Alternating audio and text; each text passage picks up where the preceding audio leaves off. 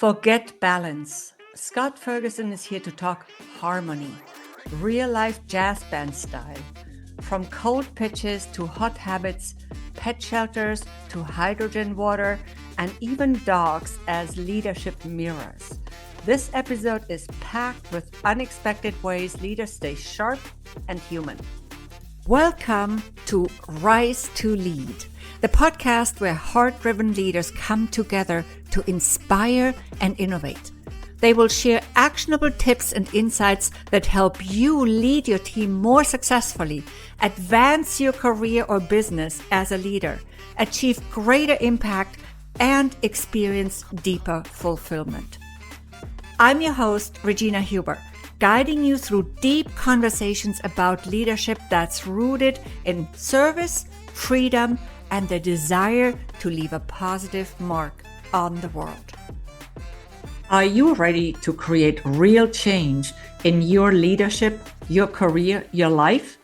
Join me for a complimentary Lead and Thrive session, a 60-minute one-on-one strategy session where we will discuss your specific needs and map out the next steps to lead yourself and others powerfully. Spots are limited, so don't wait. Visit transformyourperformance.com/Lead Thrive session to book your Lead and Thrive session today. Let's work together to make it happen. Hey, welcome to the Rise to Lead podcast. I am so thrilled to have a special guest back today, my dear friend Scott Ferguson from sunny Florida. Welcome back, Scott. Miss Regina, how are you? This is awesome. 2.0. I think I just had you on a couple of weeks ago on mine for a 2.0. So we're kind of doing a little fun tradesies, and I'm just so blessed to be back. And I've been catching all of your stuff on LinkedIn and just push and play, and it's all good stuff, man. Awesome guest. So congratulations on your success.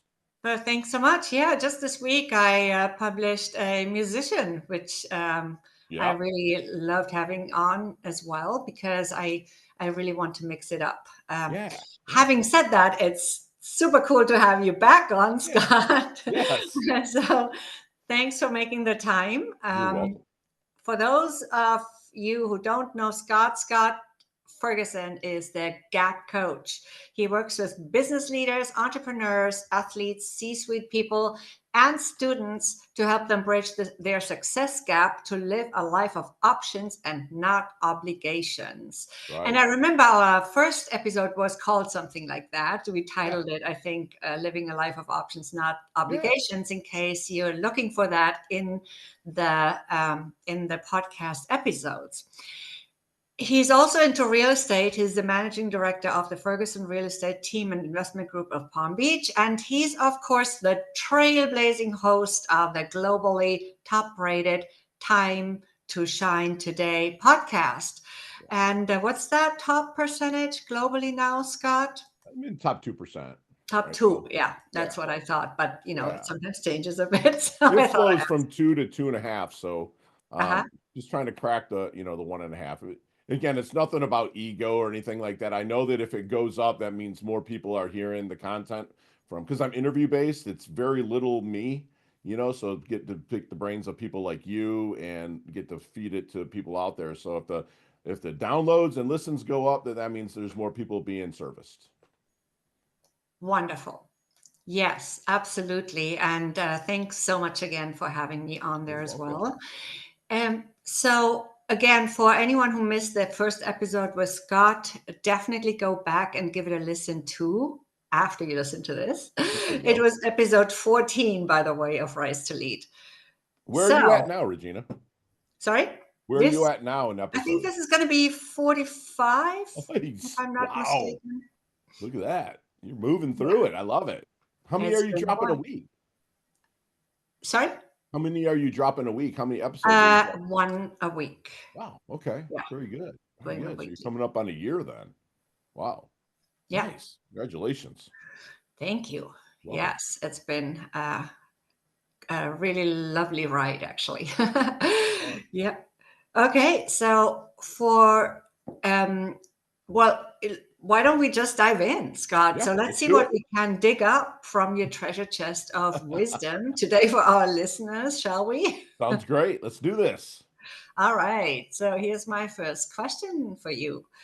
You talk a lot about living a life of options rather than a life of obligations. And we talked about it last time. Sure. Okay. So don't we today we're going to mix it up a little bit. Yeah. But I am curious, however, how that has evolved for you since we last spoke, and what and potential new options you have created for yourself recently. Yeah, thank you for asking that. That's I've had this year is this started off gangbusters. Very blessed. The live the life of options and not obligations was kind of coined, at least the first time I heard it, by a good friend of mine, Mike Malatesta, who's another rock star coach.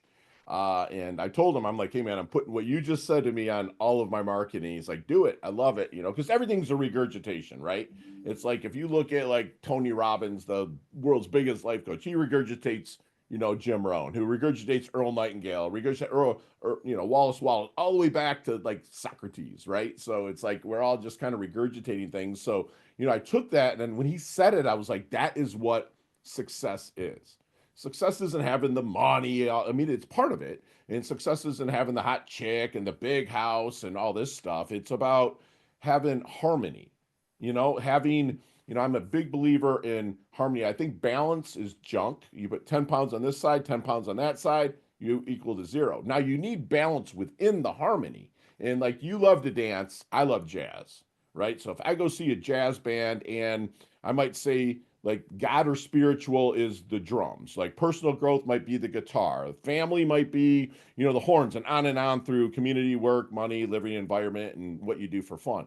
And each one of those is playing. If one of them's out of tune, right, then it's the band sounds like crap, right? But all you have to do is like with a coach like yourself, or if I'm blessed to coach with you, that kind of find out what's going on with that instrument of that part of your life, really work through it, and you tune it up, then you have harmony again, which with that, when you have that harmony, you have more options that come your way. And that allows you to, if you want to make more money, if you want to make up with your spouse, if you want, it's just like everything just kind of encompasses it. Because when I first started getting into coaching 14 years ago, people are like, you need to niche, you need to niche. So I just went with real estate because that's what I know, right?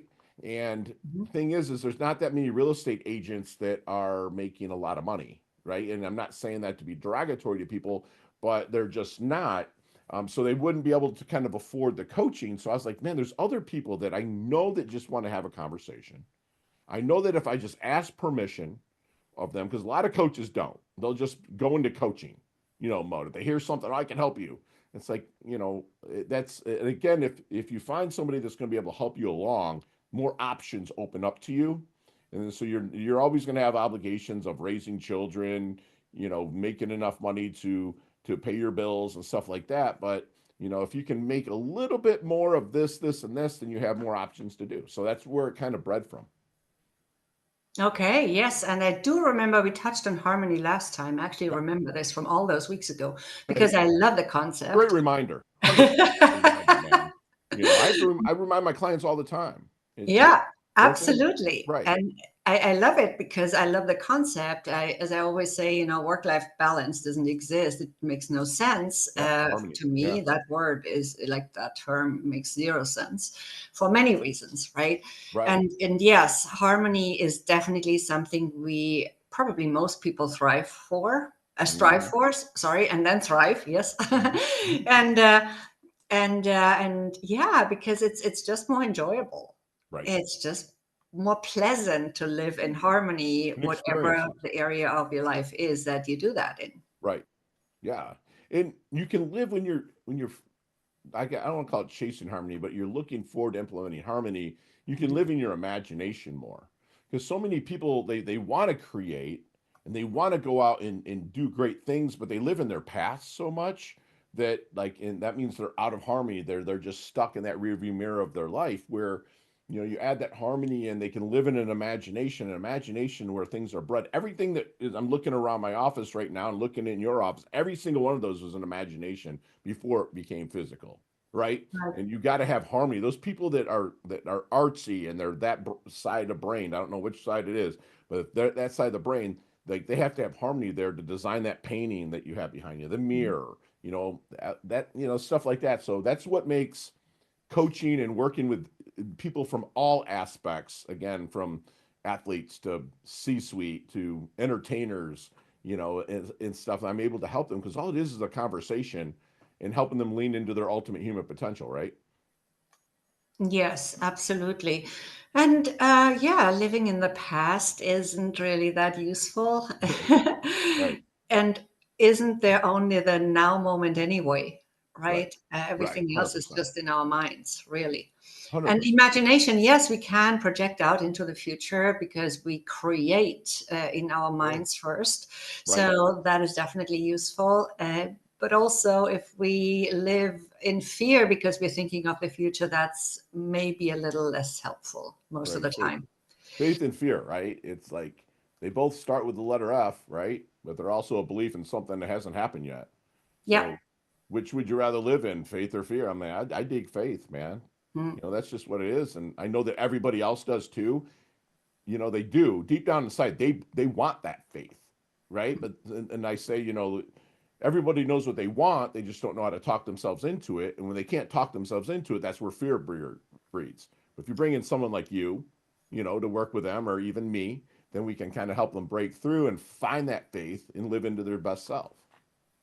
That's a perfect segue to my next question, actually, because I know you've coached a lot of people, a lot of different people, and in also many, many people in leadership roles, Yep. right? Yep. Mhm. Through mindset shifts, for example. Yeah. So, what is one thing that you're seeing right now that is the most important thing that's holding people back that we haven't talked about yet, maybe? And Mm. how do you help them flip that? Well, I mean, I think that a lot of people, a lot of times, especially when you get to a certain level, that they believe life is designed to give them what they want, not what they deserve, right? So there's little steps that need to be kind of, happening. Again, inch by inch, it's a cinch, right? By the yard, it's hard. Everybody wants something now, but there's work that has to be done. And I think that a lot of people have these big, shiny goals for stuff, right? But goals are just the byproducts of your standards, right? The standards that you hold yourself to. Like, look at you. Like, you held yourself to standards. You're a world traveler. You're like, you do what you want, but you can do those things because you held yourself to the standards that people don't see happening, right? They don't see you getting up at the crack of dawn. They don't see you working and making connections. They don't see you getting out there and helping and serving people pro bono a lot of times, to Mm. get it done. And they don't see that. But if your standards are in line, right, then the goals will be attained, right? And then people like yourself and myself, I guess, to say that the top of one mountain is the bottom of the next. So they're always looking for Kaizen, consistent improvement, consistently looking to move up. That's where I see the best leaders thrive. The leaders that are kind of like that I work with that need that little bump, are ones that are kind of just stuck there in neutral, which is a great place to be, by the way, but they're not advancing. They're not looking there. They feel like they deserve something that they haven't earned yet. And I'm just saying, do you deserve it? I mean, it's a hard question to ask sometimes, of these leaders, but do you feel like you've earned that? If so, let's put the pen to paper and let's let yourself and me as a viewer, an observer, see why you feel that way. And then a lot of times they come up short, right? They're like, Kaizen, consistent improvement. I need to improve here, here, and here. And I help them. You see, they've come up with it. And again, I'm not a consultant, I'm a coach, right? It's Yeah. like I'm a mirror holding it in front of them. My superpower is curiosity. And so if I can ask them the question that's going to flip that, they're like, oh, okay, I need to level this part up. Then they move into that. And then they get what they feel that they deserve because they've earned it. That makes sense. Right. Yes, and I hear you say the word level up a lot. Yep. It's definitely part of your brand, so Right. to speak. It is. Yeah. Yeah. Yeah, Yeah. absolutely. It's For good funny. reason. It's funny. I was in the military. This is back in early 1990s. I know I'm aging myself. But it was like I would go work out because when I grew up, I was really good at sports and I was a little scrappy kid, but I was like I graduated high school like 130 pounds, 140 pounds. I was not a big dude.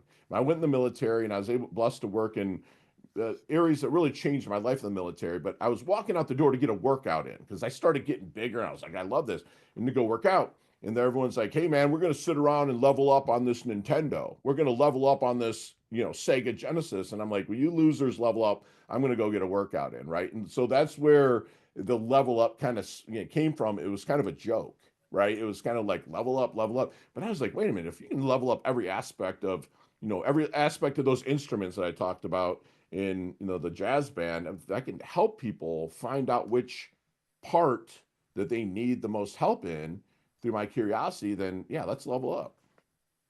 Absolutely.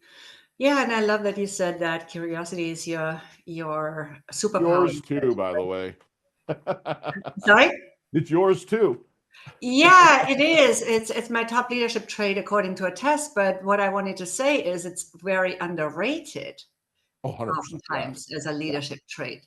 So Right. I've written about this a few times because I believe that it's highly underrated as a leadership 100%. trait. We talk about all these other leadership traits, and then we forget about such important things as Yeah. curiosity. Yes. Yes. If I was to meet you at a networking event, you know, one, my my biggest compliment from you is when I walk away from you is you say, "What does that guy do?"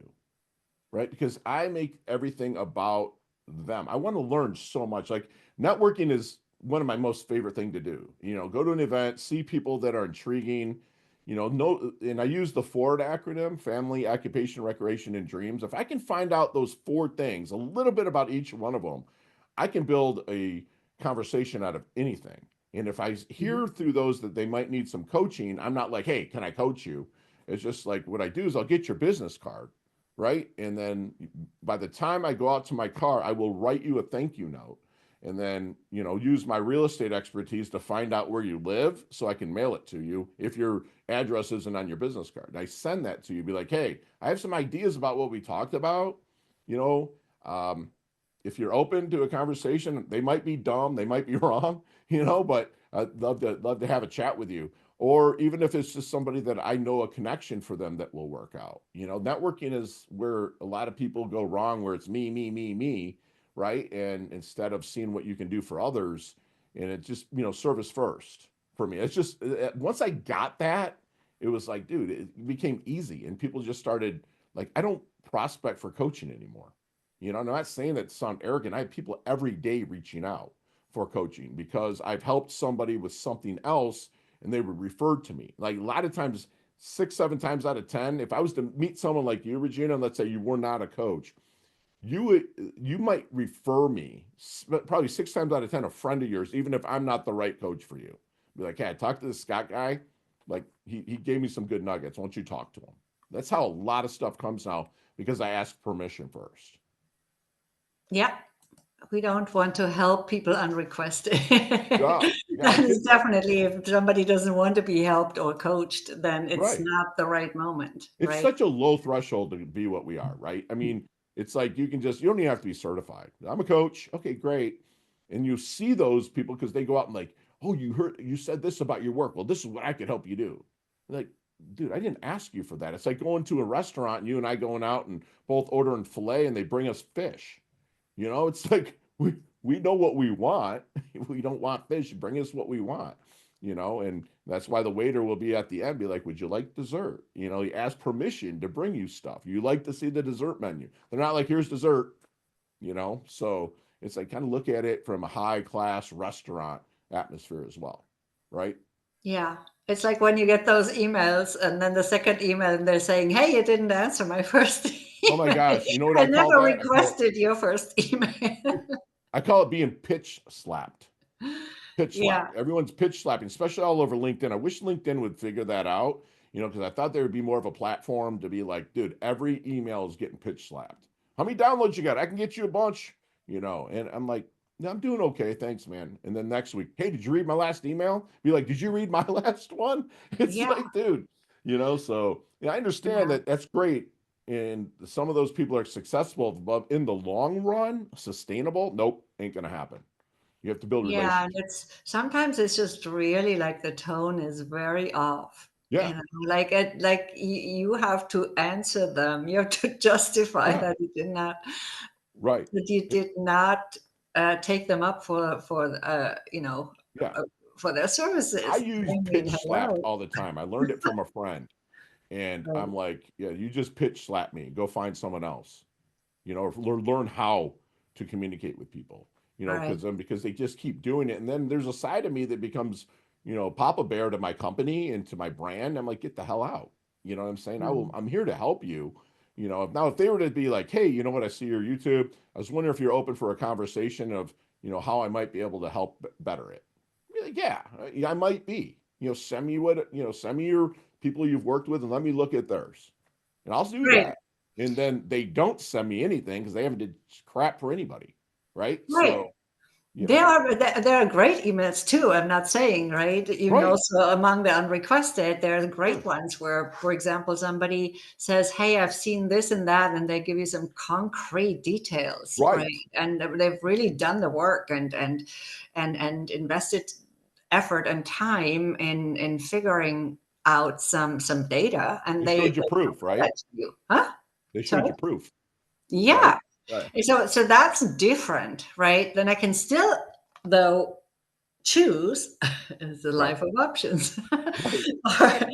Yeah. Right. However, yeah, it's definitely preferable in my world. Okay. So um, I know you have a very extensive morning routine, Mhm. right? You work out and all these things. Mhm. So, is there any one daily habit or mindset ritual that you have added recently or leveled up since our last conversation? I added, and this isn't a pitch because they sponsor me now, but I added hydrogen water, Hmm. which, you hit this button, turns blue, and it makes hydrogen. And I just learned that and then my coach said, listen, you stay on this for 3 weeks, you're going to notice focus, you're going to notice the extra H, because water's H2O, that extra molecule of hydrogen. It hydrates me faster, keeps me focused, keeps me going. So yes, I have added hydrogen water to my morning routine 100%. Hmm. It's critical to my mornings now. And those bottles aren't cheap, because Yeah. it's good stuff. Actually, Regina, I'll send you one because they sent me like 10 extras. So I want you to look at. I've probably been wanting to talk to you about it anyways. Or I'll say, come to the States and visit me, and I'll give you one in person because Okay. Yeah, uh, I was surprised because it's like you I send it. miss you. Like the squad out there needs to know, like we were not neighbors, but we were only like 40, 50 miles from each other and we could actually meet Yeah. up and stuff. So I do miss my Regina, you know? I even wrote it down. So I'm definitely curious about those bottles Yeah. because yes, I personally, ever since I had dengue fever and malaria and all that stuff, hydration has Mm. been a little bit of a challenge for me. So I'm doing some stuff to compensate, but Have yeah, you used anything that methylene helps blue? that is Have you welcome. tried methylene blue yet? No. So methylene blue was actually it's Oh, what's that? now that you're saying that, I haven't tried it, but it's no, there are no coincidences. There's only Right, one big right. synchronicity, and somebody literally just mentioned it to me Game like changer. 4 weeks ago, Yeah. 4 days ago, Yeah. 4 days ago. Hmm. 18 months ago, I started it. I just looked at my first dose of it, and it's funny. It's actually used as a dye to dye blue jeans. It's no Hmm. joke. And you dilute it Hmm. with water, but it's a mitochondrial, which I added 18 months ago. And the energy that it gives you, mitochondrial is nothing more than energy, right? It Hmm. levels up the mitochondria. As much as I'm speaking, I'm going on a 10-day, 4 or 5 event speaking gig this weekend. And it's like I make sure I have my methylene blue with me. But the reason why I even brought it up is the way they found out that it was such a kick-ass drug, or I'm sorry, supplement, take drug out. One of the kick-ass Yeah, supplements is thanks. because it was used first to cure malaria. First Yeah, thing, yeah, it was used to cure malaria. That's how it was found out about, and then found out, wow, it really gets into your mitochondrial and the energy that you get. You just have to. be very careful and very slow on dosing because I gave myself legit insomnia because I got up Yeah. to 4 drops in 2 ounces of water and did it. And it was like, dude, I couldn't shut down. It attacked my neurological so much. Now I do like a drop a week and it carries me Right. through, right? Yeah, a friend of mine, and by the way, disclaimer, we're not giving medical Yes, advice don't here. take it unless you do your Uh, research. It is yeah, legal 100% in exactly. the States, 100% legal in the States, 100%. Yeah, yeah. You know? Here too. Just saying, so the yeah, she said she was given that by her mother as a child when she Mm, was a child. okay. It's been And around, and yeah. and and talking about malaria, I mean, there are so many other like great also Artemisia and whatnot, natural ways, right? That are a little bit hidden because some people don't necessarily want us to know. Yeah, the big Um, pharma doesn't, let's take yeah, this pill we and go know through they. your liver and attack your liver to filtrate. And it's just, like, believe me, I'm holistic, right? Yeah, I me too. believe if I need surgery or an antibiotic, I'm going to take it because God put me, I'm a God-fearing person. God put the brains in these doctors and stuff to cure stuff. Now, he also put brains on these pharmaceutical reps to sell the doctors to say, hey, our drug will make you Yeah. money. Yeah, Prescribe it. the doctors really don't, they don't cure. They don't, you cure yourself in Right. reality, right? 100%. Or something helps you cure, but Yes. they just provide advice. And then the ones that sew you back together or your bones or whatever do Right. it. There's all sorts of different doctors. That's And why then I love as living down doctors, here. however, we both know that I like to go natural as much as Yeah. possible too. And living in Florida, like holistic's huge. I mean, you have your far-reaching tree hugging people like no drugs at all, Hmm. but holistic means whole body. The Greek Yeah. origin is holy, which is whole body, right? Well, So, body, mind, spirit, everything, actually. right. So you need the Emotion. Western medicine with the Eastern, merge them, and then you have a holistic living being, right? That's how I really like to live. I mean, if I have an infection that I get on the jujitsu mat, like a staph infection, I'm not going to be like, oh, let's put this tree root. No, I'm going to take some antibiotics and I'm going to heal myself and I'm going to, do that. But while I'm doing that, I'm not having any alcohol. No, I'm hydrating more. I'm going to do what it takes, yeah. take Which, some by the way, coagulants, the right probiotic that the antibiotics can't kill, mhm, but the probiotic the antibiotics can't kill. That's the thing. Like people don't understand that antibiotics kill everything, the good and the bad. But the Bacillus coagulans is a probiotic that antibiotics can't kill. So I make sure I take that. So there's protocols to everything to make sure that you right. can live holistically. And by the way, the natural antibiotics do not kill the good stuff because they Right. have also natural antibiotics. So 100%. we can actually Right. look into that. Yeah. Um, so yeah, everybody does what they want. This is our way, right? And I totally agree with you. I just really love to live a healthy life as much as possible. I'm not perfect with it, but we're doing our part, and it's also part of my self leadership Right. for me personally, and I think of yours too, right? So yeah, so you have, of course, as a coach, and you're out there, you're a podcast host, so you've shared parts of your journey publicly very Mhm. often, and many parts of your journey, Sure. of your story and everything, right? So, what's something you haven't shared much yet that's been maybe a turning point or a lesson or something that has created some type of change lately for you? Yeah, because the 35,000-foot view of the story that I told you Hmm. before, I wasn't comfortable saying that, but now, I've told it, and I'm comfortable with it now. Something that I don't know. I mean, I would like to say I'm an open book. Um, I yeah, something that's new that I've really kind of leaned into. Oh man, I'm always Kaizen, so I'm always looking to level up. I'm trying to think of something new that I've added, other than say the hydrogen water, or Yeah. something that I'm good at. I have a very, very good memory. Like Uh-huh. very good. People are like, dude, you're elephant brain, Fergie. It's like I can remember addresses from Not even my best friend in high school, right? They like Wow. 35 years ago, I'd be like, hey, Nardini, you remember it was 44926 Windmill Way? And he'd be like, dude, and I remember phone numbers. So a lot of things I can bring up, that I have buried like that. So I don't know if it's a talent or a superpower, but I've been told that, I Mhm. can have very, very, very good memory, you know. A lot of, some people say, dude, you forgot about this thing when you were an idiot. And I'm like, yeah, I probably did, but I'm human. So it happens. Well, to a certain extent, it also has to do with mental focus in the moment, I believe. Yeah. You know, I think we remember more than we think. There's more stored in in Yeah. ourselves and our uh, than we actually think. And Right. as the infinite beings that we are, we if we just allowed ourselves to remember, then we could. Right. I think that's an 100%. interesting thought, maybe. Yeah. And a lot of people, they live in that rearview mirror or they live out that windshield, which I know I Hmm. told the story on your last one where, as a coaching tool, put a lot of people in their car, Hmm. and I'll be like, listen, this rearview mirror is small for a reason. If you need help, I don't have the alphabet after my name. You have to be a doctor to help you in your past, right? But it's a great place to learn from, and maybe visit some good memories. But the windshield's big and scary, right? Oh my gosh, where are we going?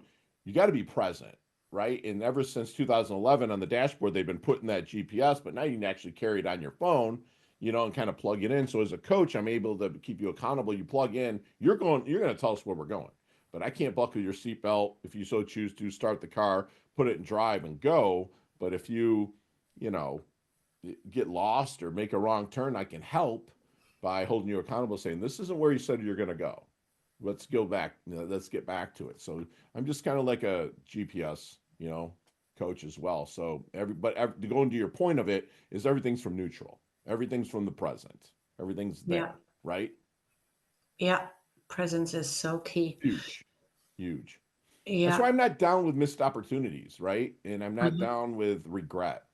I'm not down with hurting people, right? But like, Mister, if I have a chance to do something, I'm gonna do it because I want the experience, right? I want that rearview mirror to be filled with a lot of places to visit in my head, be like, oh my gosh, that was a great trip to see my friend Regina. That is a great, thing I did down at the homeless shelter. Whatever that I can do to improve, people's lives and make experiences for me, because that's all life is a collection of experiences. That's it. And the better and the more you challenge yourself, those experiences provide wisdom that I believe that the more you mentor, the more immortal you become, right? You can pass that wisdom on to people. So I tell people, do something to scare the shit out of yourself every single day. Something. It doesn't have to be life threatening, but something you just wouldn't do. It might be like, somebody that you've done wrong and shoot them a text and apologize, right? That's scary. I've had to do it to like 6 people in my life, and some of them accepted my forgiveness or gave me forgiveness, and some of them didn't, but it's okay. But it Mhm. scared me to do that. So find Yeah. something every day that really challenges you to the borderline of scaring you. Well, they did themselves a favor if they forgave you because it's really also for yourself, right? Or Right. mostly. Yeah, Yeah. absolutely. So, did you want to add anything? No, no, I'm good, love. No. Okay. So, talking about trips and experiences, right? Is there anything exciting that has happened on your trips lately? I know you travel a lot to speak Yeah.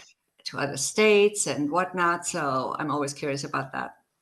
You know what? When I travel, I take like I'm blessed. My agent is awesome. Angela, huge shout out to Angela. She like finds me the gigs. And then when I show up, and so I'm flying to Denver. When I get to my hotel room, she has she always has me take a picture of myself and use the M Taylor, and she'll call the speaking organizer, find out what people are wearing, blah. So only thing I carry in my bag is my jujitsu gear, because I always find a jujitsu academy to go get a workout in, and just my underwear and toiletries and stuff like that. But she has me set up when I get there.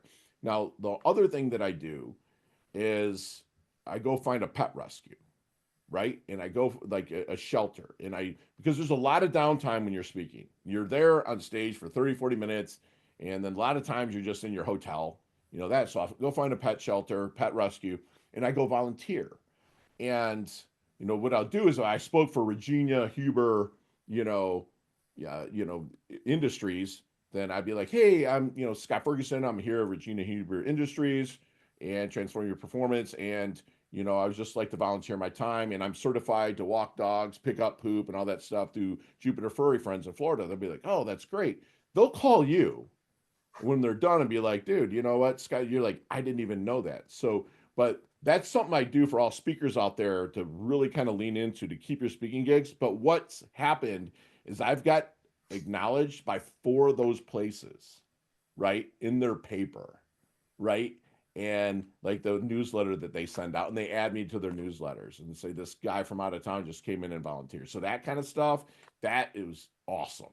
It's like, that's just really cool. And you get to Oh, meet the yeah. coolest people, and I love dogs, love them, and cats, but I absolutely love dogs. So you get exercise walking their dogs, and just hopefully it's an adoption day. So, me and my energy, I'm trying to get people, hey, adopt this dog, adopt that. So, I'm able to really give back to the pet world. I do too. I love I dogs know you do. too. Hey, and and that was also one of the reasons why, when I was in between apartments and I wasn't quite sure, where I was going next, I actually signed up for a site where you just take care of people's pets while they were not there, There you and go. I just lived in a huge house for for a week or two. I Right. can't remember how long it was, and took care of 4 huge cats and 2 dogs, That's awesome. for example, Right. and then some other, and then a couple of other places, and that's because I don't have a pet myself, because I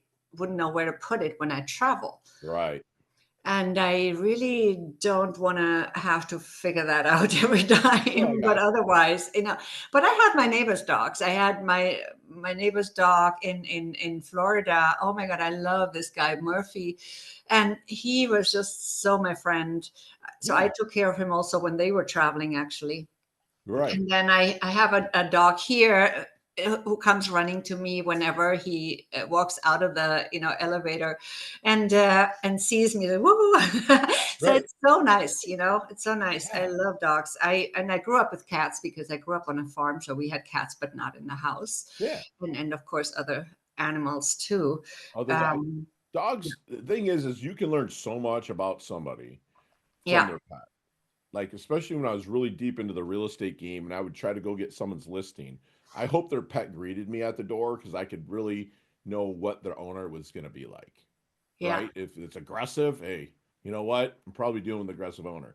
If it's Yeah. really loyal, tail wagging, and see where the dog goes to after they're called away. Is it the mom or the dad? To be like, oh, so I know who's gonna has the closer, relationship. But yeah, dogs are the best. I mean, it's God spelled backwards, right? So Mhm. it's like dogs are just they're here, and they'll give you the best years of your life and one of the hardest days of your life as well, when you have to take them. I got my pity rescue pity Stitch literally laying next to me right now, and I rescued him. Nobody wanted a pit bull, and I'm like, you're my guy. But now I travel a lot, like to your point. But Mhm. I go to Dog World, and dude, he's got a suite that's nicer than Marriott's I stay at.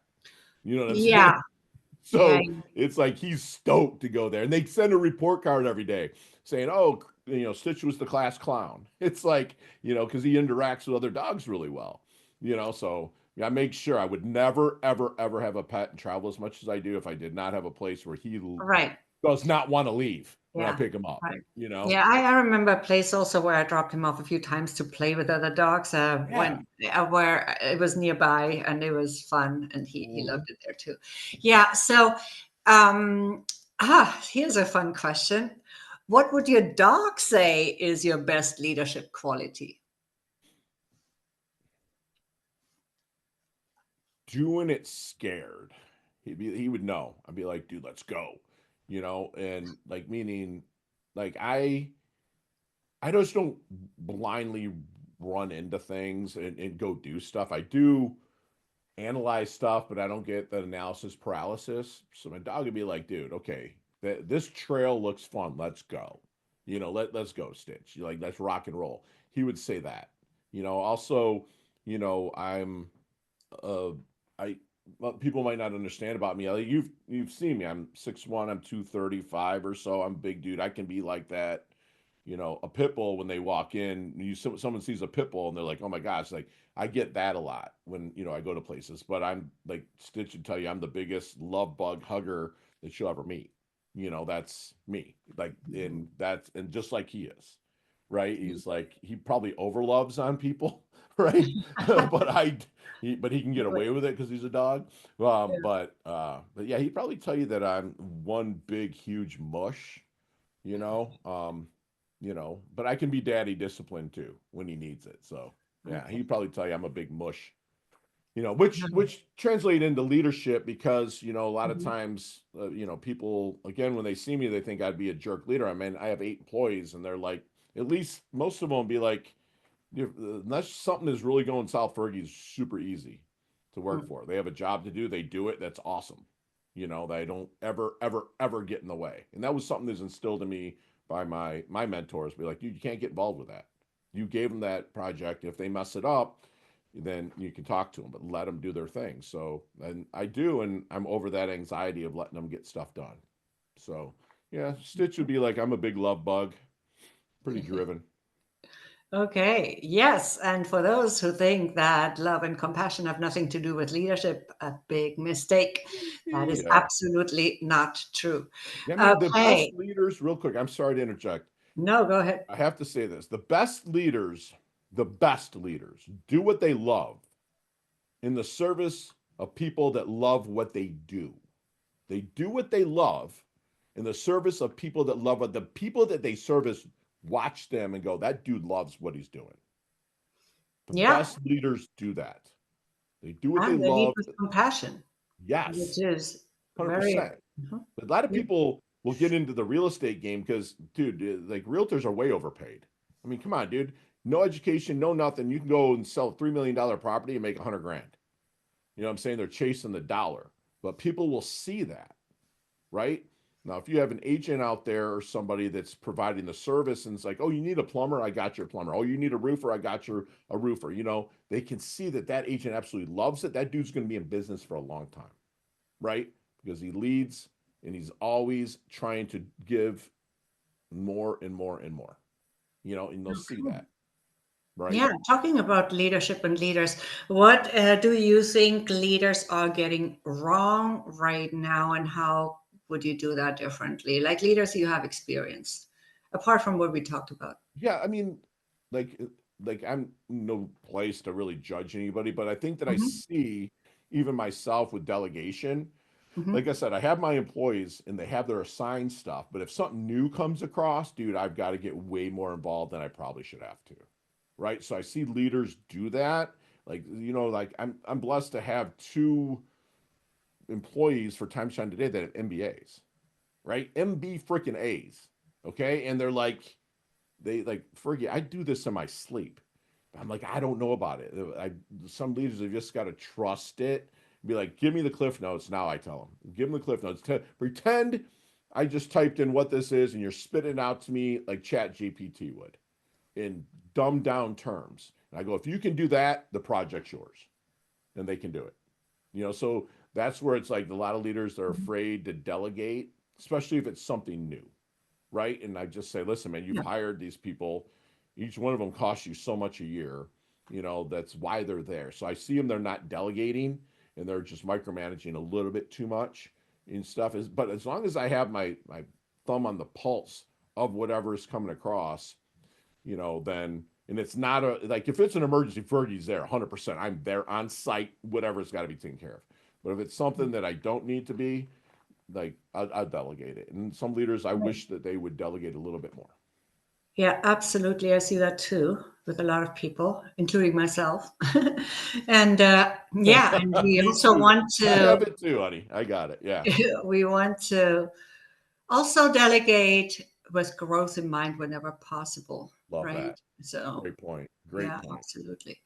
So that brings us pretty much to yeah, we've been talking for a while, which is always fun.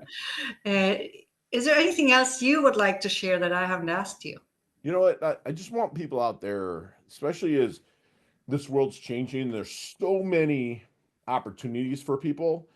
One, really just do it scared. And that comes from my good friend Berta Medina, who she coaches me a little bit, but to really do it scared. But because so many people attach their abilities to their confidence, or they attach their confidence to their abilities. And so, which when you do that, it provides imposter syndrome. You're like, dude, who am I? He's like, who am I to coach a billionaire in Chet, my client? Who am I to coach the Texas Ranger that I coach? Who am I to coach the Philadelphia Eagle? Who am I to do that, right? But if the people out there would know what their intentions are and they attach those intentions to your confidence, you can never go wrong. My intentions is to help people lean into their ultimate human potential. My intentions are pure. They're there. So if you're people out there that are struggling with that imposter syndrome, check your intentions. If your intentions are pure, just do it. The most best neutral statement ever written is by Nike. Just do it. If you've not done it, right? Do it. Like, just take that action and get out there and attach that attention. The confidence will follow. That's one thing that I really want people to see, because people are living so short of the goal line. They're 3 feet from goal. There's like, dude, they're so close, but they're afraid because they're afraid. They attach their confidence to their abilities instead of their confidence to their intentions. If your intentions are pure, get after it. Go. While often underestimating their abilities. Right. Exactly. Right. So yeah, absolutely. And it's also a great tip for any new speakers, for example, like when you direct your attention away from your speaking anxiety, from your let's just call it lack of confidence, Mm-hmm. and away from that towards your audience and what you would really like to leave them with, Right. and what you want them to walk away with, then that helps for sure as well. 100%. Yeah, Yeah. like we're doing here. Yeah, exactly. Yeah, You right. want people to, like, me and my best friend from womb to tomb, Tim Nardini, right? Best friend. We're always joking about getting that rocking chair that is built to our ass because we busted it so much, right? It's like you want that kind of community to be able to sit on a front porch when we're in our 70s and 80s and just kind of rock back and forth, knowing there's more to do, but we're actually enjoying what we did, and we did it in the service of others, right? And I want so many people to, like, you'll be joining me or I'll be joining you, whatever, and we'll be having our own customized rocking chairs, and doing and enjoying it and looking back in these awesome memories, knowing that there's challenges along the way. We took those challenges and made them opportunities, and we overcame. And we have a community of people that do it together. And if there's people out there that need a community, get with Regina, because she sets up fantastic communities. The most interesting woman in the world. And Ooh, gorgeous. for that. No crush on you, honey. Love you. Thank you. Yes, and yeah, we gotta do some. Well, you know what you could do? Send Angela over and, and let's get some engagements I love together. her. She's just like, yeah. I lucked into her. I was on Uh-huh. a stage and I absolutely felt it that day and absolutely killed it. And that's when Chet Harlow, the guy that I coach, came up to me and said, hey, man, like, you offer me a free hour of power. And I'm like, sure. I mean, we can do it right here in the hotel lobby, a coaching session I give complimentary. Mhm. And he's like, so I got it. And he's like, I want to hire you. And I'm, hire me how? He's like, well, I have a company in Charlotte, that I want you to, come coach. And he's a hedge fund. I'm like, what is a hedge fund doing in, Carolinas? Well, shouldn't you be in New York City? I didn't know. Right. And he's like, we hedge the market. They hate us up there. Plus the weather's better here. It's like, oh, okay. And so the way he just knows everybody. And like Angela, like, I can say, like, she represents Ashton Kutcher, right? So it's like, who am I to have someone like Angela booking me, right? But my intentions are to help people out to do that. And next thing you know, I'm flying private out of PBI, Palm Beach International, to Charlotte once a month, is on Chet's plane to coach him and his team. And his wife sent me a cruise, which I'm spilling. I can say this. I asked if I could say it. She sent me a cruise, like, and one of those cruise lines you've never heard of that's so luxurious, And I'm like, what's this for? She's like, oh, my husband slept with me for the first time in 3 years. And not one of our coaching sessions was ever brought that up. But we unlocked something because my intention was pure, that it bled over into the other parts of his life. So a lot of things I've lucked into by putting myself in the positions of intentions. I was intentional about that speech in Charlotte. I was feeling it that day, feeling it. I was up there killing it, but that's how I got her, right? And it's like, so they're there, and I'm just saying that if you stay pure with your intentions, just magic happens. Yeah. Again, who am I to do this? But who am I not to? Yeah. Yeah, and it doesn't surprise me that it has an impact on other areas of her life, or had, because that's what usually happens when you work with a coach, right? Yeah. It really is what happens. You might be working on your career, you might be working on your leadership, you might be working on something else, or your business, and it has an impact on everything else, because life is a holistic phenomenon, and it's all connected. It's not separate. Yeah, I see that too sometimes. So, Scott, this has been awesome. Or should I say freaking amazing? Awesome. I love it. And like your freaking amazing life. I'm just blessed to be a part of your freaking amazing life. I wish I could see you more, and we'll make sure that happens. Yeah, it'll happen. It'll happen. And that actually reminds me of reminding you all of my book, Living My Freaking Amazing Life, Create the Life That's Perfect for You Anywhere in the World. It's now also available in Portuguese, and both the English and Portuguese versions are, of course, on Amazon. So, yeah. And look out for my interview. I think it drops in 2 weeks with you. Yeah. Okay, great. We dove into that book. I mean, I asked you questions that probably a lot of other people didn't, because I actually read and dissected that book. So it's like, it's really good. So it might be, and I'm not trying to push the envelope here, but it might be a great drop on your own show, right? Me interviewing you, because there's so much that I drew out of you, because I listened to it. I'm like, dude, I know I sound like I was good that day. I was like on it. I asked you questions, and there was like, yeah, he read it. I could see it. You know what I'm saying? So yeah, it's great. Great read, squad. Get out there. You want experiences, and do it from a coffee shop or your recliner, and go be like, damn, I need to start living my life. Go read the book. It's awesome. It's really good. Like, not just because you're my friend and one of my besties in the business. It is good. It is really good. Really good. Oh, thank you. Yes, and thanks for writing the endorsement on I that. did. I got to write the blurb on the back, the endorsement. It was awesome. Yay. Yeah, awesome. Yeah, so thank you again. And yeah, we'll talk about that option for sure. And thanks to everyone for listening. If you got value from this episode, I'm sure you did, please do share it with your friends, your colleagues, anyone who might benefit as well. And also share any other episodes of this podcast, and stay tuned for the next one next week. Thank you again, Scott. My pleasure, Regina. Thank you so much.